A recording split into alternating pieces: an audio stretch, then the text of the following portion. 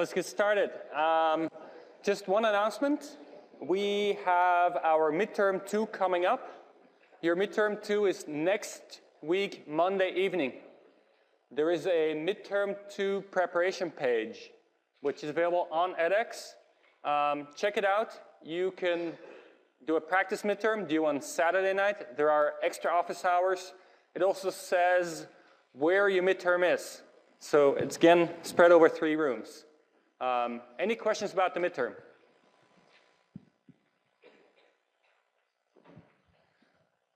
Right, let's get started then. So today we're going to look at perceptrons. Last lecture you looked at naive Bayes, which was a first way to build a classifier. Today we're going to see a different way of building classifiers that has both of their strengths and weaknesses, which we'll round up at the end of this lecture. All right, so what's specific about the perceptron is that it's error-driven, meaning that the thread throughout this lecture is that the algorithms will look at data, look at the classification label they're supposed to get for a specific data point, and then if it's currently classifying it wrong, it'll somehow incorporate information from that data point to improve its classifier. All right, so here's an example of 2 emails, and the task is to classify them as spam versus ham. So reading through this, the first one you might say, well, that looks like spam. The second one, actually words-wise, looks quite similar, but you might still say this is not spam because, yeah, well, I am an Amazon customer, so it might make sense that I get this email. This certificate might be real. Amazon is something you trust and so forth. Now, a lot of what you looked at so far has been a naive Bayes model where you have a bag of words. Each word has some probability of occurring for each class. And then effectively the ratio of the probability of occurrence for a word given the class, ratio between different classes for that probability, tells you whether a class is more favored than another class. Now in practice, words often aren't enough. Often you want to incorporate a lot more information. So the first email, dear GlobalScape customer, is very generic, right? It doesn't have your name. So it's probably from somebody who doesn't know you all that well. The second one, maybe Amazon is more personalized, has your name in it and so forth. There are other things you might want to check. Let's say you have a link in there, amazon.com/apparel. That's how it shows up in your email. It might be underneath that the URL it links to is something else. Could be a phishing attempt, right? That's not a word feature, that's a different feature. And in general, there are many, many things you might care about that aren't just the words in the email, but more advanced features. Now, in principle, you can incorporate those advanced features into a naive Bayes classifier. But the tricky part with naive Bayes is that it makes this basic assumption that each feature is independent from each other feature given the class. And in practice, what that means is if you have a very heterogeneous set of features, some are word features, some are link features, some are your name features, and so forth, that independence assumption will not really be true, and it will not be true in a way that just makes naive Bayes not work all that well. What we'll look at today, the Perceptron has a way to kind of better tune in on different types of features and still get a good decision out. So what are some examples of features that you want? And in general, this will be often the case. If you build a classifier, it doesn't work well. You'll inspect the errors your classifier is making. You'll look at the examples, and you'll say, well, if all I got to see is what my classifier gets to see, let's say the bag of words, which would mean you just take the words, randomly reorganize them because it doesn't consider ordering, and then see from just looking at the random bag of words whether you can classify what this is, spam or ham. If you can't, then probably your classifier cannot either, right? Now, if you then go back to the original and you say, well, how do I classify this? You'll come up with ideas. Let's say here you have you emailed the sender before? That's a feature that might matter in your way of deciding whether it's spam or ham. Have 1 million other people just gotten the same email? This might be difficult for you to do on your local computer, but an entity like Google or Hotmail can easily check how many emails went out of the same type. Is the sending information consistent? Is the email in all caps? Do inline URLs point to where they say they point? And does the email address you by your name? And there could be many more. And often that's a big part of the game when you build classifiers in the real world, is inspecting the errors and seeing what information it is that you would personally use to make the decision. What you'll end up with typically is a wide variety of features.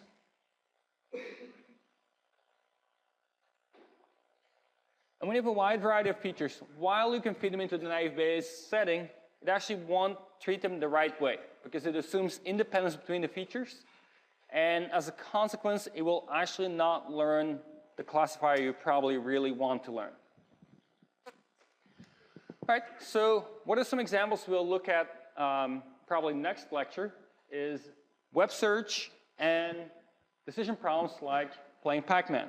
And we'll see that what we covered today will allow us to learn to predict the web page you want to serve up if somebody does a search, and can also have you learn to play Pac-Man. We already know how to get Pac-Man to play using search, but what we'll look at is a way to learn by watching somebody else play.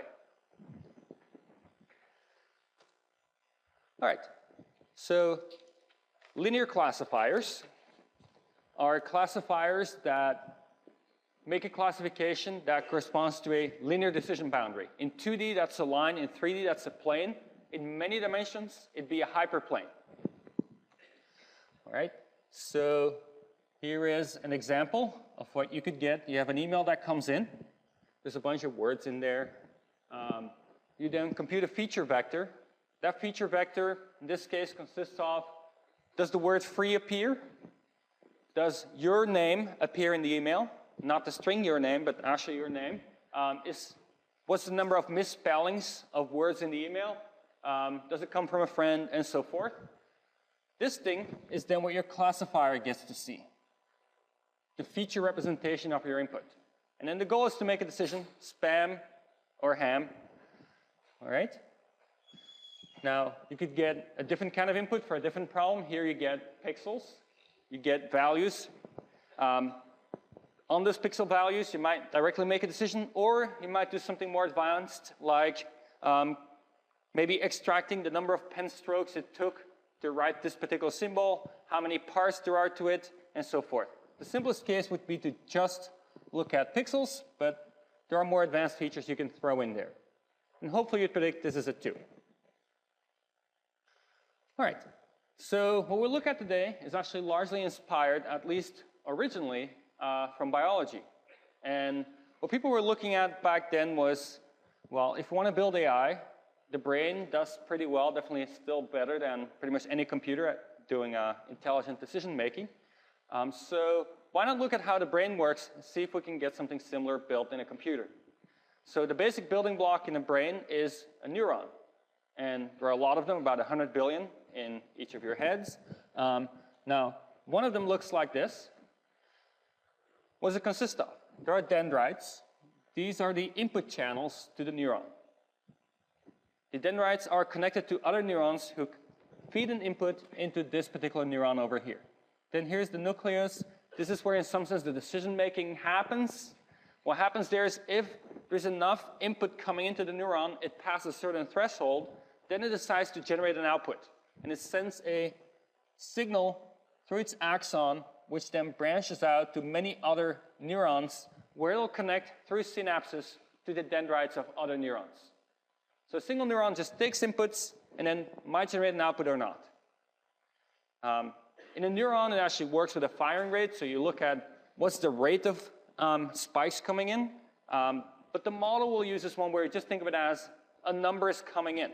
So a circuit model would say there is some number coming in on each of these inputs. Then we might weight each of these numbers according to along which input they come in. Maybe some input is quite important, you give it a high weight. Another input is not that important, give it a low weight.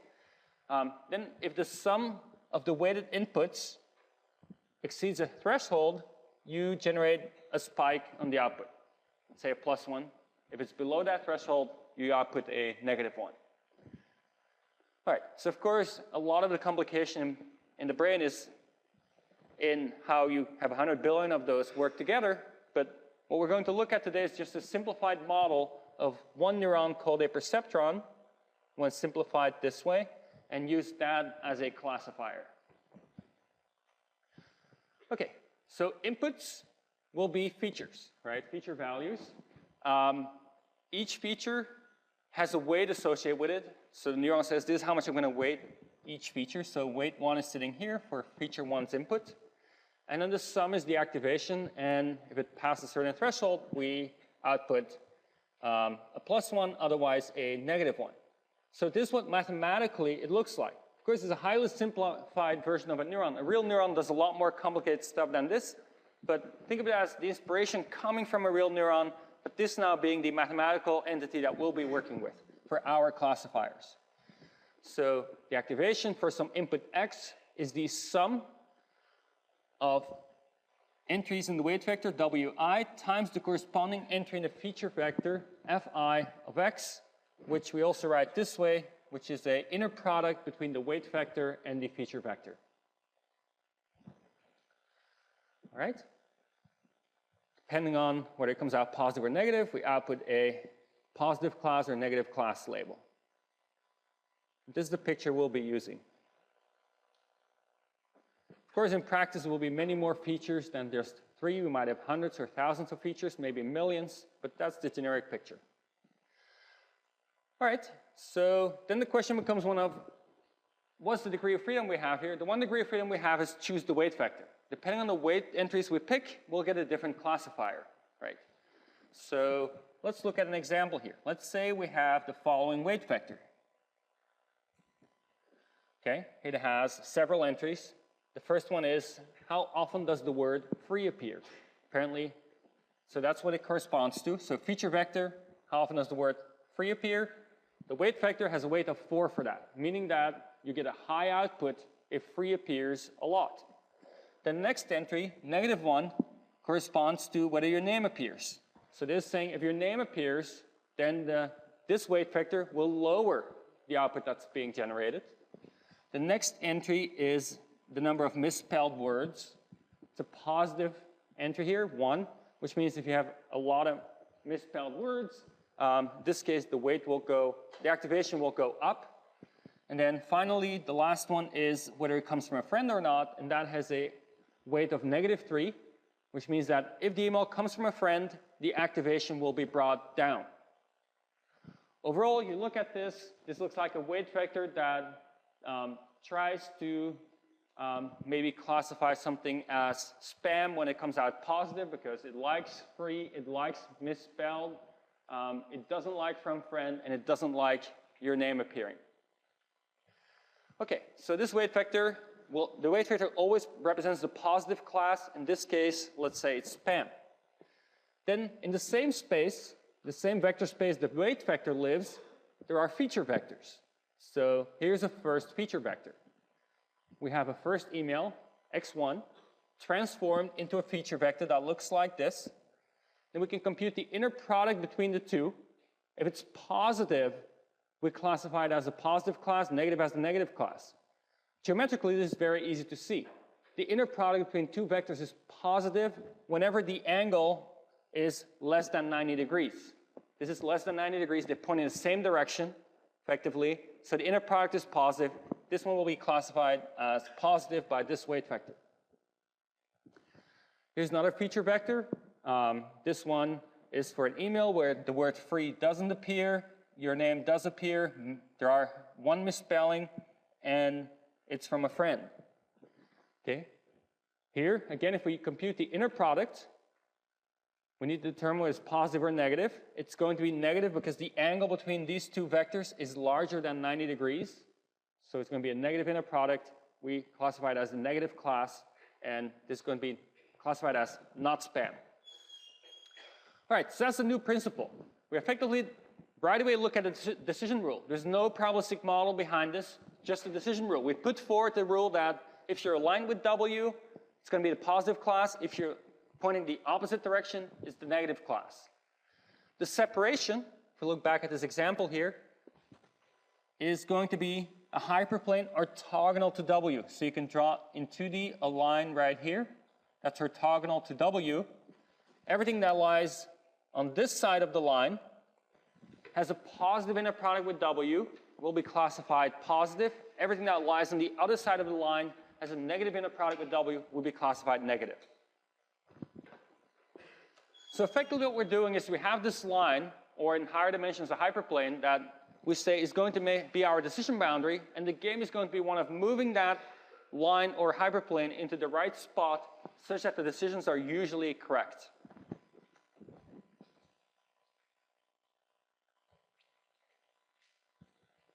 Okay, here's a simple example to give some intuition. So in this two-dimensional space, and keep in mind in general it's going to be much higher dimensional, we have some examples, some positives, some negatives. We want this hyperplane to be positioned such as to separate both of them. Any weight vector corresponds to a hyperplane. One side we want y equal +1, other side y equal -1. Okay? Let's say our weight vector looks like this, right? Then to visualize the decision boundary, what we need to do is to say, well, we want to find the set of points for which W times f of x equals 0. That's the boundary. Because if it's bigger than 0, it goes plus.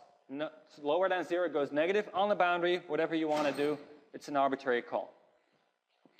So in this case, where is that decision boundary? We have, in this case, the W vector has entry 4 for free. So let's say 4 is somewhere over here. Money is 2. So if we extrapolate these here, we get that this vector is pointing in this direction, and then there's a bias term. What's this bias term doing? The bias term is almost invariably going to be one of your features. It's a feature that is always 1. No matter what your input is, the bias feature equals 1. What it allows you to do is, rather than putting the decision boundary right here, running through the origin, to shift it away from the origin. This can be important if, let's say, on the average, a class is more likely than another class. You might want to shift the boundary away from the origin. So in this case, the bias is -3, which means that the decision boundary, in terms of just those two features, is achieved at W times features equals 3. So decision boundary will run, in this case, let's actually visualize it correctly. We get a decision boundary, in this case, right here, saying that if you are over here, it's going to be positive class, over here, negative class. Okay?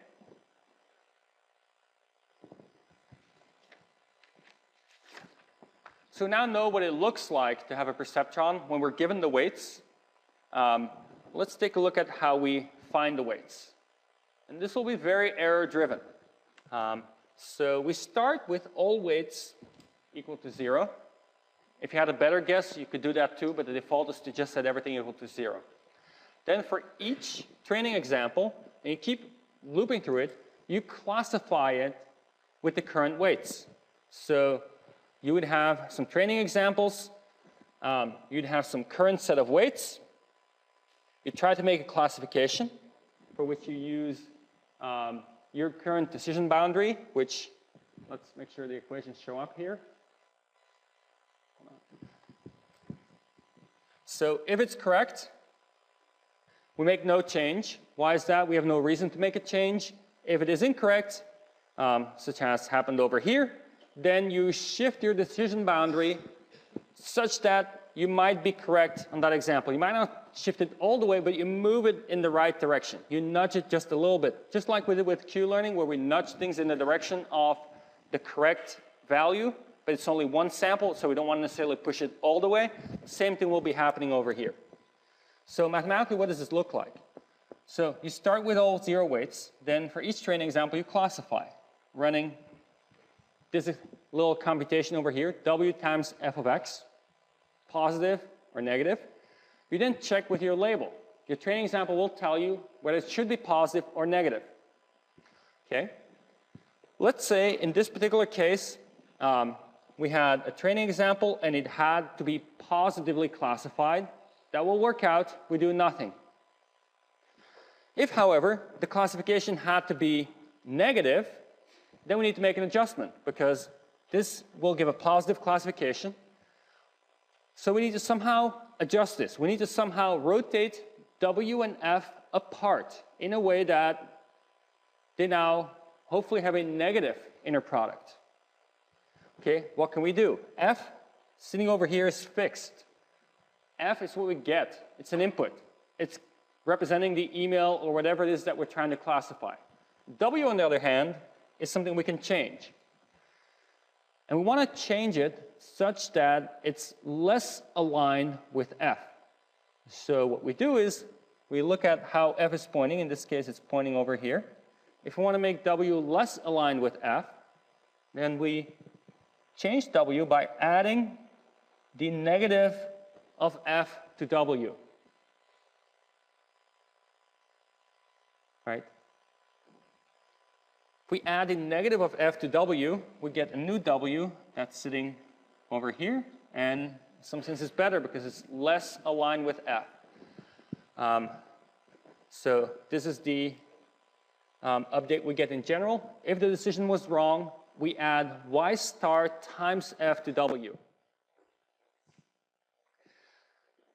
Why is this the right thing? Let's say we had a classification and we had W times F of X is bigger than 0, but Y star, the true label, is -1. Now we change things. We get a new W, which is equal to W minus F of X times F of X, which is equal to W times F of X minus F of X times itself. This part is the same as before. This part here, negative F of X times F of X, an inner product of a quantity with itself is always a positive number. We're subtracting it out. So what we're seeing here is that the new weight vector that we have over here achieves a lower score than the original weight vector, which means we nudged it into the right direction. Is it guaranteed to give a negative score? Well, that depends. We don't know. We know it's going to be lower. How much lower depends on F of X times F of X. Sometimes it'll actually become negative. Sometimes it'll still be positive. But either way, it'll be nudged in the correct direction, getting an activation that's lower for F of X than it got before.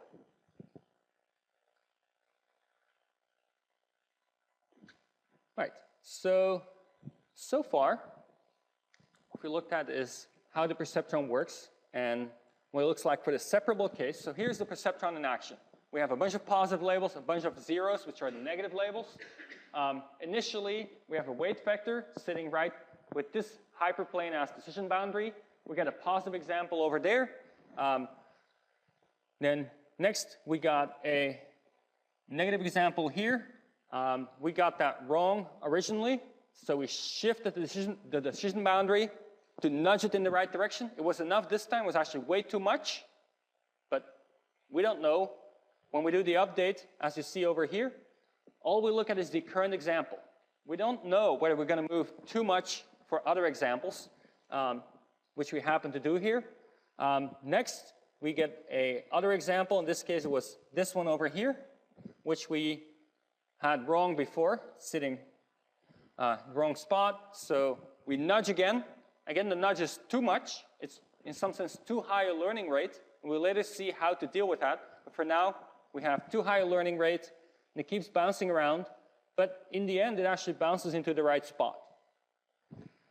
And there is such a guarantee. So you can actually guarantee that if your data is separable, and what that means is, separable means if your data is such that with your current set of features, there exists a weight vector that gets all data points classified correctly. That's what separability means. So if you're separable, then the perceptron will find such a weight vector. So this is a nice guarantee. You might bounce around a little crazy because your learning rate isn't perfect, but in the end, you will find a decision boundary that gets everything right.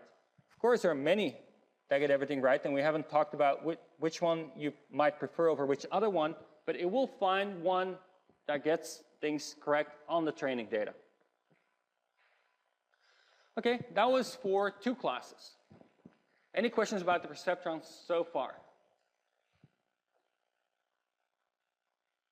Now let's see how we can extend this to multi-class. On the slides, it'll be 3 classes, but what we'll see works just as well for 4, 5, and so forth, any number of classes.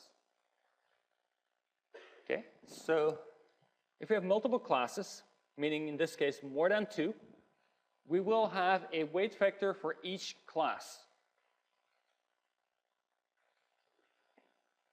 So 3 class could look like this. For class 1, things that lie in this direction are considered class 1. Things that lie in this direction are considered class 2. Things that lie out in this direction are considered class 3. If these weight vectors happen to be equally long, so equal size weight vectors, then the decision boundaries will lie right where you bisect between those vectors. So everything out here will be class 1, everything out here will be class 3, everything out here will be class 2. If they're not equal length, which will typically be the case, it'll be a little more complicated. So that's the idea now. You have a weight vector for each class, and if the input is very well aligned with a weight vector for a particular class, more so than with weight vectors for another class, then that's the class you pick. Okay, so you compute, in this case, W times f of x, but now W has, in some sense, multiple W's in it. There's a W for each class, and Y here indexes the classes, so WY is still a vector. It's the weight vector for class Y. We compute WY times f of x for each instantiation of Y. Look at what the values are, see which one is the highest. Whichever one is the highest becomes our prediction.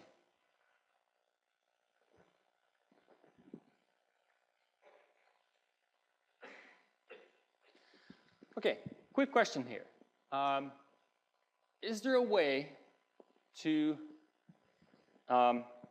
do what we did before for 2 class with this kind of having a W1 and a W2, and how would it relate to what we saw before?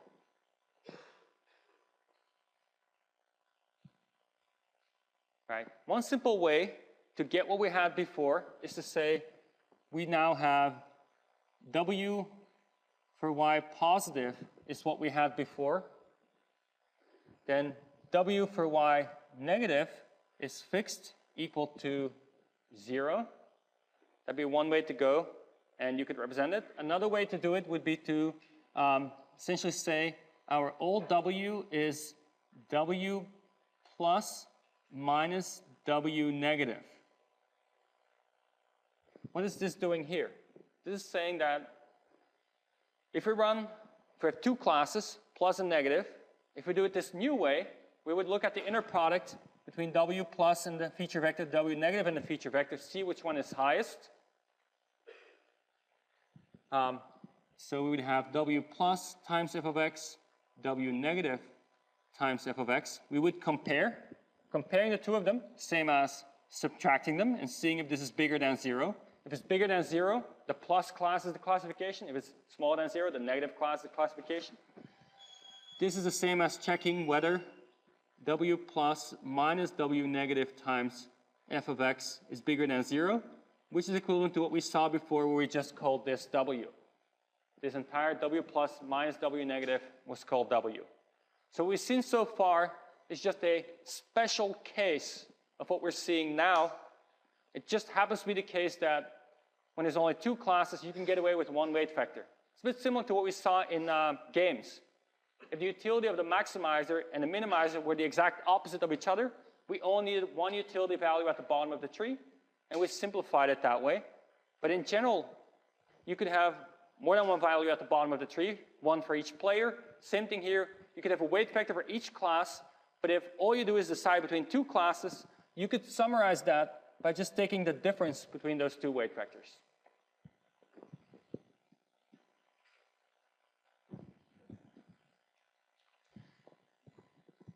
All right, so here's what the decision boundaries look like for a three-way classification.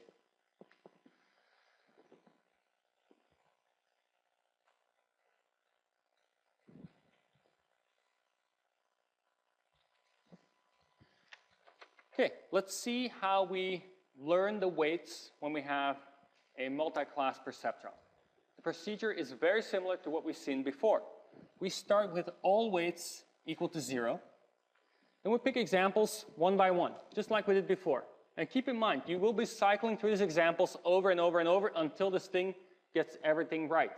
You don't stop after one pass, unless everything has converged. Okay? Then we check for each of the possible classifications what the score is. So there's a score for each label, computed as wy times f of x. Three class, we compute three scores. We check which one is the highest score. Okay, so here's an example. We have three weight vectors, wy prime, and wy star. We have a feature vector, f. We would compute three inner products, look at which one scores the highest. In this case, wy would score the highest. Okay, then next thing we do is we check, was y the correct prediction for f? If it is the correct prediction for f, then we're done. We don't do anything. However, if it is the wrong prediction for f, we make an update. So, if correct, we do nothing. But if we get the wrong answer, we make an update. And the way we update has a similar intuition to what we saw before. We want to raise the score of the correct weight vector and lower the score of the incorrect weight vector that won. So this is the one that won, wy, but we wanted it to be wy star in this case. First thing to know is that what we're talking about so far, wy prime doesn't participate. So we leave that one alone. That one doesn't participate. But we do want y to get a lower score and y star to get a higher score. Well, I can use the same intuition as before. We care about the inner product between wy and f. We want the inner product, wy times f, to become lower. The way to do that is we could grab f and subtract it out from wy. Right? Then our new wy would be wy minus f. We inner product that with f. We get the original wy times f minus f times itself. And this here, minus f times itself is always going to be negative, so we lower the score for y. We can do something similar for y star. We have right now wy star times f. We want to increase that score. Let's just add f to it. Then we end up with wy star plus f as our new weight vector for y star, times f will be the score, which is wy star times f, which is the original score, plus f times f. Plus f times f will always be positive, and so we increase the score for y star. Did we increase it enough? We don't know. We don't check for that here. Right? But we know we increase the score for y star, we decrease it for y, and that's enough for the update here. And then we move on to the next training example. So here's this all spelled out. We have that particular calculation. It improves the two scores in the direction we want, but maybe not enough, maybe too much. All right, let's look at this in action. So multi-class perceptron on a small example here. Here are our initial weight vectors. I made them not all 0 because if it's all 0, there's a tie in the beginning, which makes it a little annoying to run through the example. So here's the initial weight vectors. We have 3 inputs, 3 training examples. First one, win the vote. Okay, win the vote. What's the feature vector for that one? we'll have a bias term. We'll have a win term. We'll have nothing for game. We will have a 1 for vote and a 1 for D. Now we can compute the scores for each of these classes, sports versus politics versus technology. The first one ends up with a score of 1. The second one ends up with a score of 0. The last one ends up with a score of 0. So the first one won. Sports is the winning class. That's our classification based on the current weights. Win the vote, let's say the real label was politics. That's our Y star here. Then we wanted politics to win. So this was not the right classification. We made an error. We make an update. Technology remains untouched because it didn't win and it's not the thing we want. Politics is what we wanted. So we would add f of x for this training example, for this one here, to politics, which now would give us here 1, 1, 0, 1, 1. This is gone. And for sports, we subtract out the current weight, the current feature vector. So we end up with, for sports, 0, negative 1, 0, negative 1, negative 1. Okay, that was our first training example. We move on. Next one is win the election. Okay, what's our feature vector here? There is a bias term, which is always 1, always there. There's a win, there's no game, there's no vote, and there's a D. We can now compute scores, inner producting this feature vector over here with each of our weight vectors. We get, for the first one here, negative 1, negative 2. For the second one, we get 3. And for the last one, we still get 0. Win the election. Let's say the real label was politics again. That's our Y star for this example. Well, politics is what won. Highest score, so no update. Last one, win the game. We have a bias term, we have a win, we have a game, no vote, and a the. We can again compute the score. First one has negative 2. Second one has, in this case, 3. And the last one has 0. Let's say the real label here was sports. That's our Y star. Then we wanted this one to win, but it's negative 2. It's not winning. Politics is what won, so we perform an update. We have to subtract out this f of x here from the politics weight vector, and we have to add it to the sports weight vector. We end up with a new weight vector here. Subtracting out f of x gives us 0, 0, negative 1, 1, 0. It's this thing that we're subtracting out. And over here, after adding on, we get 1, 0, 1, negative 1, 0. What happens next? We go back. We go back to the first example. We check what the classifier predicts. And we keep looping through this until at some point we went through all examples and nothing changed. If we have one run through all examples and nothing changed, the next run through all examples will not change anything either. Let's look at this in action on a slightly larger example.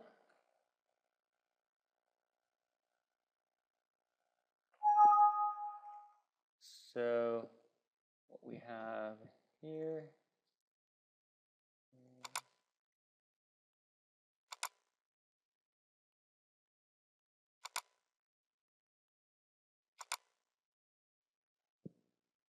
Perceptron. Okay, what do we have here? We have a two-dimensional space. We have some red class examples some green class examples and some blue class examples. So 3-class classification. Some initial set of weight vectors. Blue is pointing here, green here, red over there. And then the shading signals what class would be predicted in each region with the current set of weight vectors. So you see, for example, the green vector points into the blue region.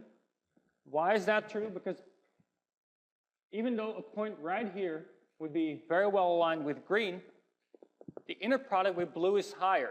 There's a larger angle with blue, but blue is a much longer vector, and hence the inner product with blue will still be larger than with green, and only over here will green start having the larger inner product. Here are our data points. So here's the first data point. B is the second label, which is red. The coordinates are 3.98 and minus 305, which is over here. Here's our algorithm to train the perceptron. Here's a pseudocode for all data in the training data and all labels in the set of training labels. We compute the label. That is, we look at all the dot products of this data input with the weight vectors, see which one gets the highest dot product. So let's do that. Let's step through this. We do a little computation. A had minus 13, B had 10, C had minus 14. So B wins out.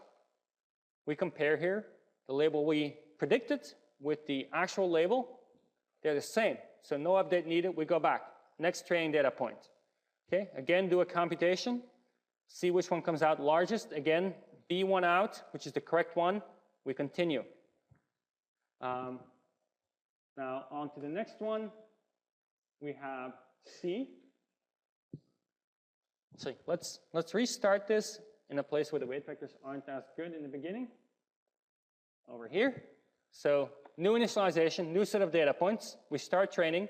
Look at our first data point. Compute the inner product with all weight vectors.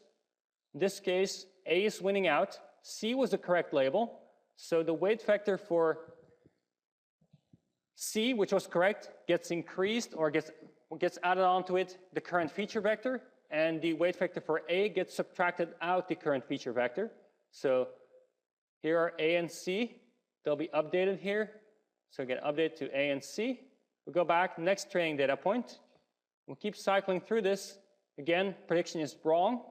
Update the weight vectors accordingly, adding in the weight vector and subtracting it out, depending on whether you're the right or the wrong class. We can keep going through this. They'll keep cycling through the data until at some point it's gone through all the data and nothing changes anymore.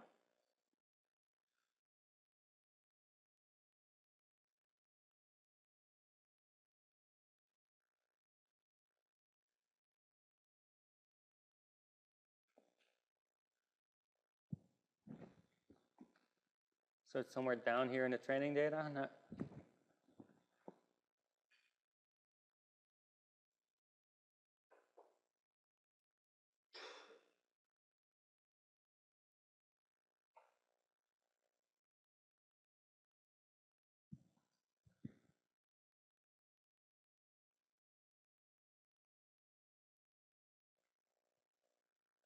So one thing we know from looking at this graph, set of data points, is that the data is separable, right? There's a way to find decision boundaries that separate red, green, and blue.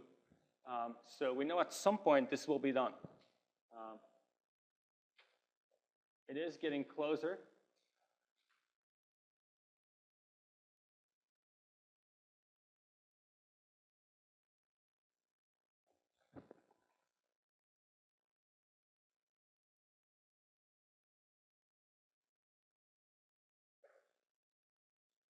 Now it's cycled back to the very first data point. It's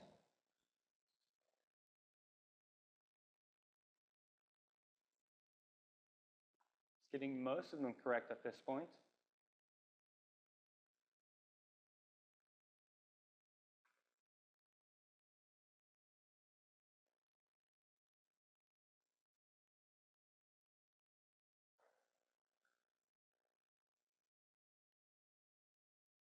All right, let's speed this forward and finish training, see what it finds. So after running through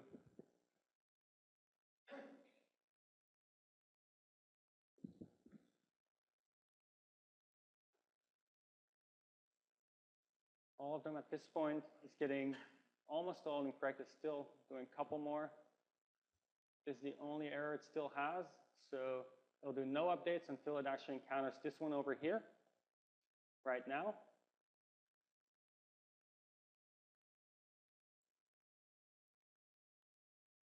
All right, so what we see here is that this can take a long time. Might have to go through your data multiple times. It's not very clever about how it goes through your data, right? It just goes through all the data one by one, doesn't know which are the most informative ones and so forth. But the nice thing is in the limit, this will work. And it's very simple to implement. Just a simple loop. You'll do this for your projects 5.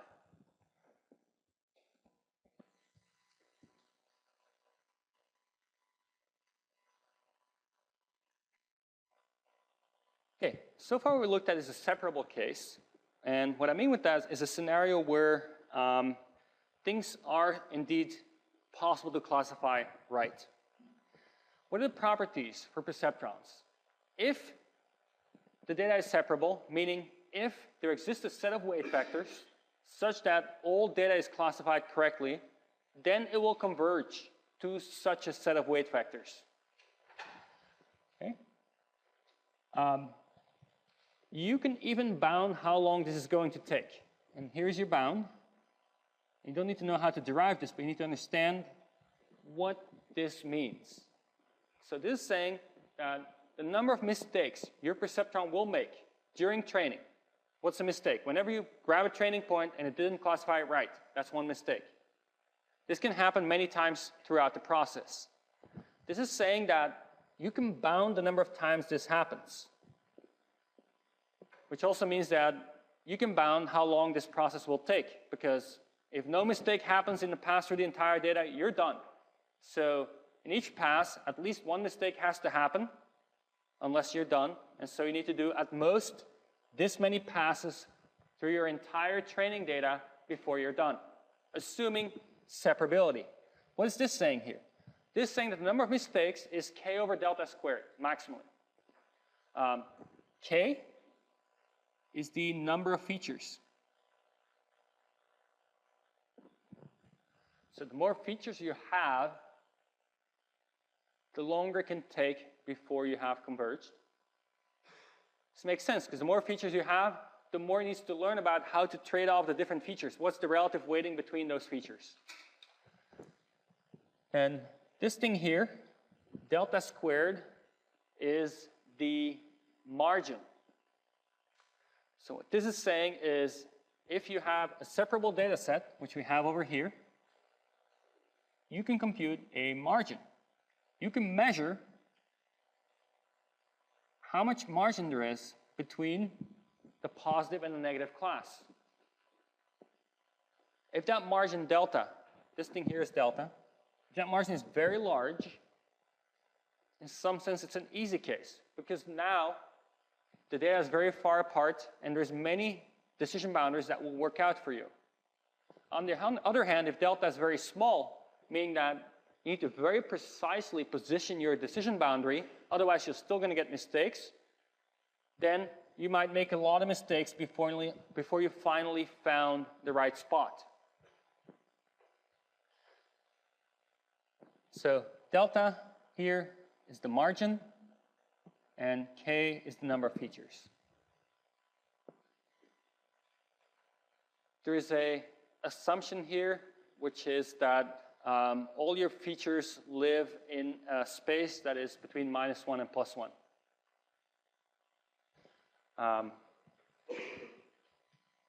So that's an assumption. You rescale your features to live within -1 and +1. If you don't want to make that assumption, then you can make this bound in a different way. What you can do is you can say k would be the radius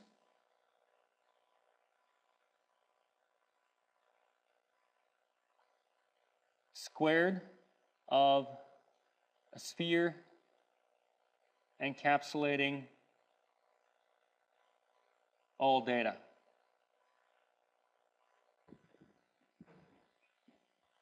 So there's two ways to interpret this.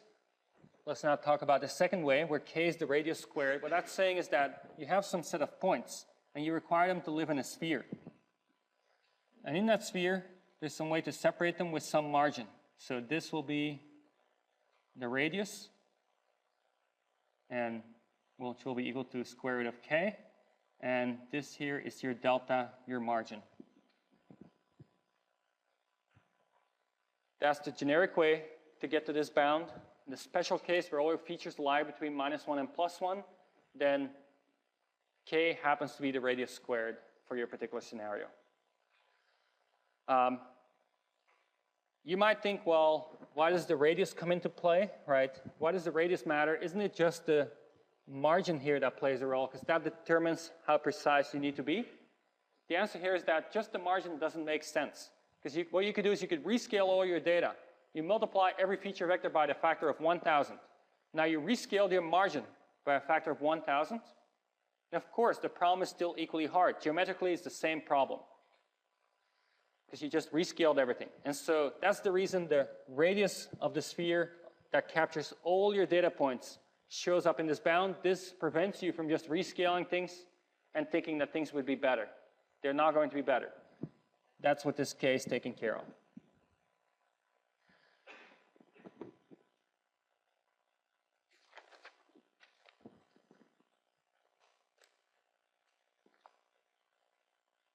Okay, let's take a short break here, and then let's look at fixing some of the issues we've seen so far.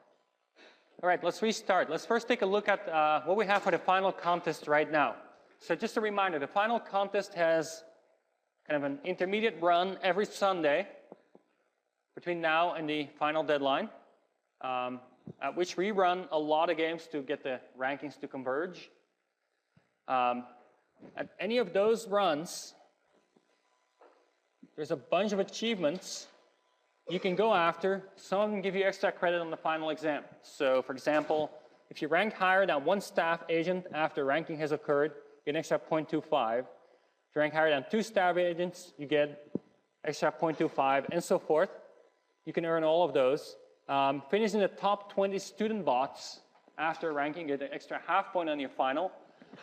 Finishing the top 10, get an extra half point. And then there's a bunch of just random achievements just for the fun of it, like eat 3 or more ghosts in a single game, or die 3 or more times in a single game, eat an opponent carrying at least 28 of your dots, and so forth. And the website will keep track of your achievements, all of them. So let's take a look at the current ranking. We still have a staff bot first, but we're not going to update our staff bots, so you're getting close. Then Joseph Hui and Kevin Casey are very close. First student bot, close to the staff bot, just 11 points behind. Then we have Fanya and Tianhao Zhang, Alex Herpen and Sumit Jain. Then we have a bunch of staff bots. And then 9, Haiku bot. Then further down, we have a really long one here. Not readable for me. Uninstall. And so of course, at this point, we have 21 bots, student bots. Making it into the top 20 shouldn't be too hard at this point. Give it a shot. And we all hope you all can make it above this one over here, which is still standing first for now. All right. Let's now start looking at some of the weaknesses of the Perceptron. So these were some good properties, but when the data set is non-separable, things are a little less positive for us. Non-separable data, what are you going to do? Which one of these are you going to pick, right? Well, if you run Perceptron, you might end up with this one over here. After a long time of bouncing around, it'll at some point kind of settle down on this. The reason it'll still settle down is because the weight vector will keep growing.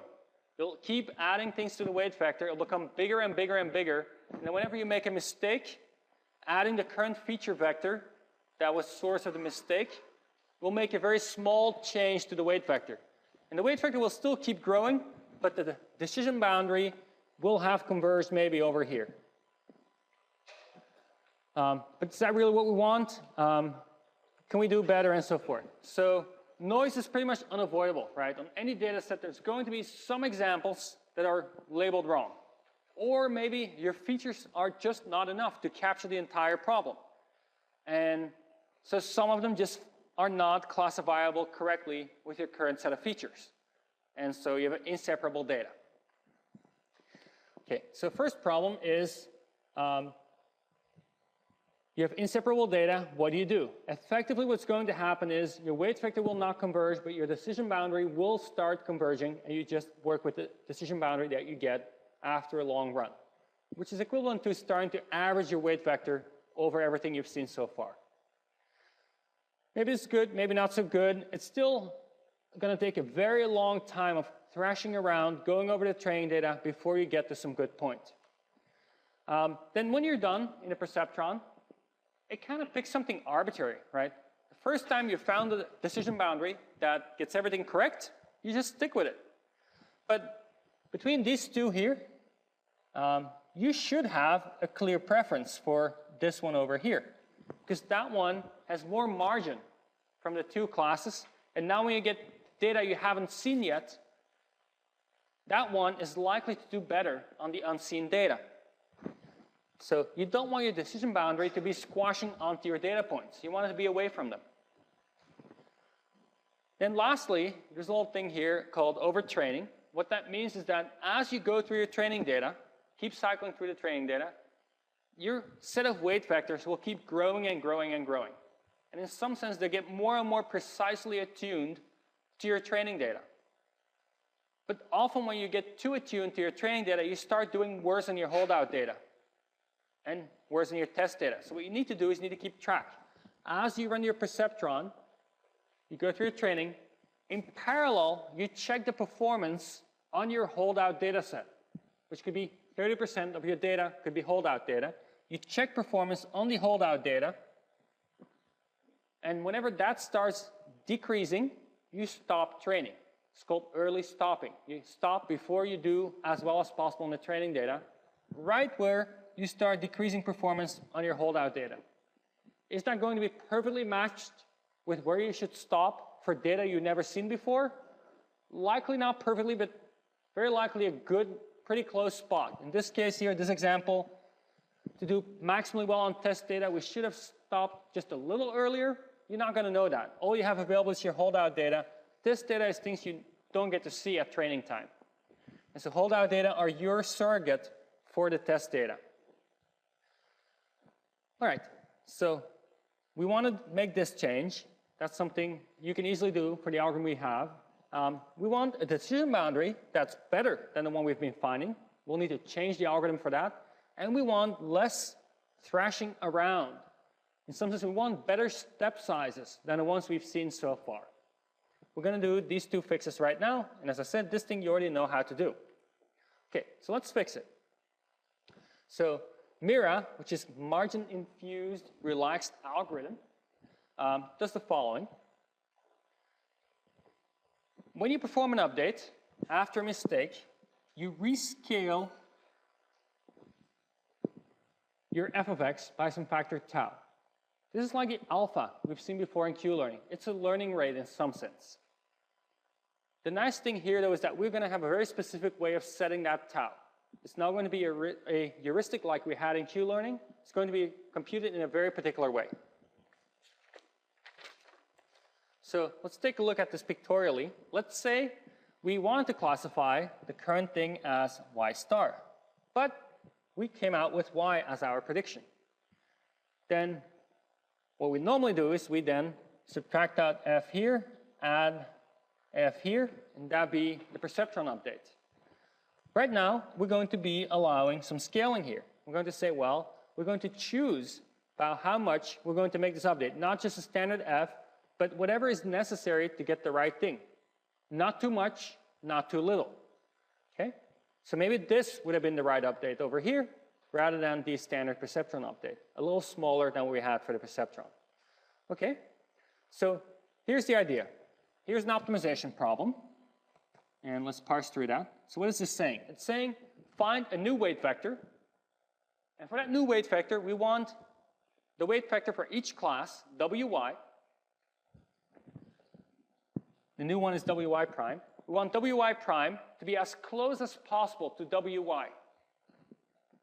That's what this objective is saying. If we just had this objective over here, all we would do is we'd keep everything the same. Because you can make that objective exactly 0 by setting wy prime equal to wy. Now, there's a constraint. We're going to say, well, while we want to keep the weight vector as unchanged as possible, we have to get the current example correct. That's this thing over here. And not just correct. We're going to require it to be such that it's correct by a margin. So this is saying y star has to be getting a higher score than y, which was the current prediction, by a margin of 1. Let me rephrase one thing I said. We're not guaranteeing we're getting the current example correct, actually. We're just guaranteeing that y star will outperform y with this equation here. It could be that somehow magically, all of a sudden, this y prime thing is ending up winning.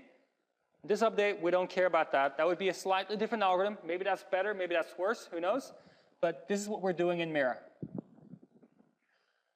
This +1 here is getting at what we talked about on the previous slide over here. We like our decision boundary to be positioned to get some margin. So the +1 is giving us some margin. We don't want to be squashing the data points with our decision boundary. Okay? All right, so now we need to solve this problem. So we have a mistake. We predicted y. We should have predicted y star. We know we're going to make an update of this type. We need to solve an optimization problem that finds the right tau. So here's the optimization problem.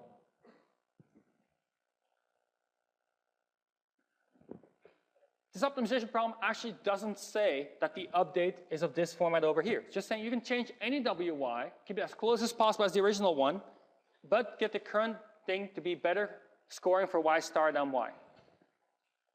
Well, if all we care about in the constraint is y and y star, we don't need to update any of the other weight vectors. Not going to change whether we satisfy the constraint or not. So only the weight vector for wy and wy star needs to be changed. All the others will stay the same. Now, if you look at this, we want to make the change minimal. Minimal change while satisfying this constraint. What does this constraint care about? How well aligned wy and wy star are with f of x. The minimal way to change a vector and change its alignment with f of x is by just adding or subtracting some scaled version of f of x. Anything else you add to that vector that's not perfectly aligned with f of x is just going to make the change bigger while not helping in what you're trying to achieve, which is this thing over here. So the optimal thing is to make a change of the type that we proposed. Namely, it's going to be some scaling of tau here that we're after. So we can now fill this in, get this new optimization problem over here. Okay, this thing means we try to minimize tau, but there's a constraint. If we just minimize tau, it'd be tau equals 0, because it's tau squared, minimum is at 0. But there's a constraint. We need to get the decision right, not right, but we need to get wy star to be better than wy for the current data point, f of x, this constraint over here. That is a linear constraint in tau, because tau shows up linearly here, which will then show up linearly here and here. So it's some inequality constraint in tau that's linear, saying tau has to be bigger than something, which will look like this. We minimize tau. While tau is bigger than something, we'll get this value right over here. We'll get the value of tau where this holds true with equality, and that's what we'll compute here. So we'll set that constraint as to hold with equality. Here is the result. We get the value of tau to use to achieve the margin of 1 for wy star over wy. So that's it. We now have a closed form calculation of tau that we can use and we can step size in our algorithm. Okay? One thing we want to be wary of, though, is that sometimes the step was too big, right? This thing is saying this is the minimal step to get y star to dominate over y for this example. But what if that particular example was very noisy, it was a bad example? Then you make a huge jump to get that bad example correct. You don't want that to happen.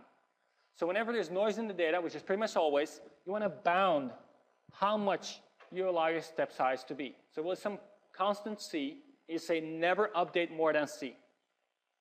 C times f of x. Okay? Usually, this will work faster than the Perceptron. Of course, it depends on your choice of C, right? You might have to pick a few choices of C, run it in parallel, see which one seems to make more progress, and stick with that one. Usually, this will do well and converge on even noisy data just fine. Okay, so that was Mira. We now know how to step size inside a Perceptron. Now let's take a look at what maybe we really want, which is a little bit beyond the scope of this class, but I still want to touch on. Which one of the linear separators here is the optimal one? You could argue that the optimal one is the one that has the largest margin away from all the examples. Because the more margin you have, the more you wiggle your points around, the more like if you have one with a large margin, let's say over here, you can move all of these points quite a bit and they still fall on the correct side of the boundary. That's a good thing, because maybe something that's a little moved away from your training point wouldn't need to have the same classification label. If you had one that comes very close to your data points, now you wiggle this one around, it falls on the wrong side of the boundary. That's not a good thing. Right? So we want the one with the largest margin to generalize as well as possible. There's something called a support vector machine. It solves this optimization problem over here, which is a lot like Mira. What is this saying? It's saying I'm going to find a set of weight vectors, W, that is as close as possible to my initial set of weight vectors, all zeros. Right? And then here are the constraints. This is saying for all training examples, for all possible labels for the training example that are not the correct label, the correct label needs to have a score that's higher than the incorrect label by a margin of 1. So this thing is saying, rather than considering one example at a time, as we did for Mira, consider all examples at once, have a constraint for each of your examples that it has to be correct with your current set of weight vectors by a margin of 1. Of course, there will be many weight vectors achieving this. Among those, pick the smallest one. So this is a way to do the whole sequence of Mira updates in some sense in one go. We haven't seen an algorithm for this, but the intuition here is that you can do something somewhat similar to hill climbing, where you have a weight vector, you see how many constraints it satisfies, then you nudge it around and so forth. This will find the right decision boundary here, the one that we want. You might ask, why a margin of 1? Like, how about a margin of 2? Is that any better? Maybe a margin of 10, even better? It turns out it doesn't matter. Because you're minimizing the norm of W, if you rescale the 1 over here, you'll just end up rescaling W. Scaling up 1 to 10, W will be rescaled by the same factor.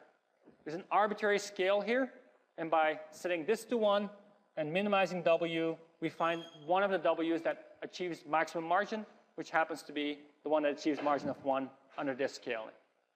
Because it's all about the direction of W here, not the magnitude.